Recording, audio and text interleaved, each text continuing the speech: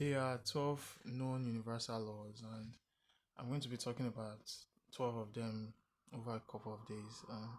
The first one I'm talking about today is the law of gender. It's my favorite law, and it was the easiest for me to understand because the law of gender is around all of us. It's manifest as having two genders, the male and the female species. It manifests as the sun and the moon. It manifests as rational thinking and irrational thinking. It manifests as seed and creativity. It manifests as seed and the fertile ground for the seed to grow and become creative. You understand? Um, the law of gender states that in all realms of reality, basically, that there are two genders and there are two principles, the masculine and the feminine principles. um if you ask me, the feminine principle came first, in the sense that the feminine principle is fertile ground, it's infinite potential, it's infinite possibility, you understand, while the masculine principle is the structure and the guiding lights to allow things grow in the feminine field. Yeah, and it kind of manifests more in this reality, in the sense that a man plants his seed in a woman. You understand? And that woman has a womb that allows him grow, you understand, grow life basically. And that life comes from the woman as well, the feminine principle. You understand? Because without the feminine principle, you cannot create. Without an idea having a place to grow, or an energy field that has infinite potential, things cannot like it will not have a place to grow. It will need like the direction. You understand? Oh God, all these things are just making my tongue tied, like crazy shit. But you get my own point, you understand? And I believe the feminine principle came first. I don't know if I said that already, but I believe the feminine principle came first, in the sense that God realized that it is self, like it is creation, it is everything, it has infinite potential. You understand? Now, how can it actualize this infinite potential without something directing it and giving this infinite potential where to grow?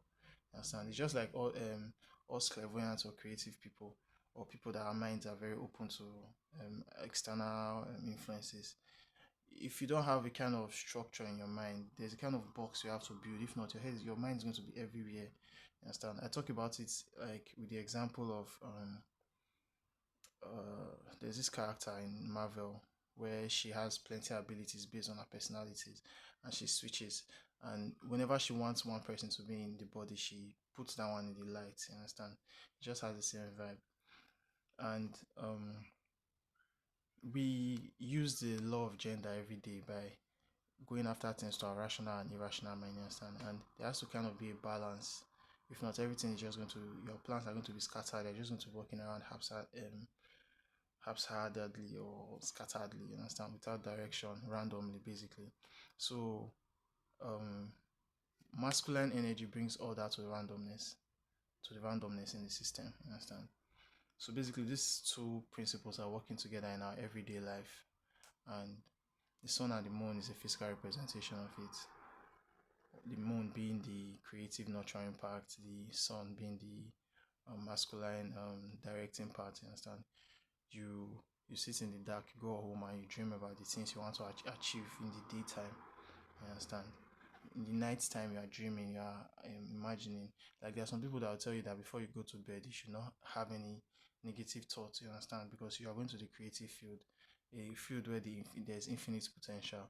And if you go into that field with precognitive notion, like ideas that you already want, like this is what I want, that's what you're going to get. But if you go there with infinite potential, saying the most amazing thing should happen, you understand? The most amazing thing will happen to you. Get then when the sun comes out during the day, that's when you now build on the stuff that you dreamt about, those ideas that you had. You understand? Yeah. So basically, the male and female principle, the masculine and the feminine energy are all working together to to be building blocks in our reality, yin and yang, and they are both pushing against each other, and it just exists negative, positive. You understand? And I was going to talk about how I feel like um demons are the feminine aspect and angels are the masculine aspect. I just feel like that's true. Yeah, all right.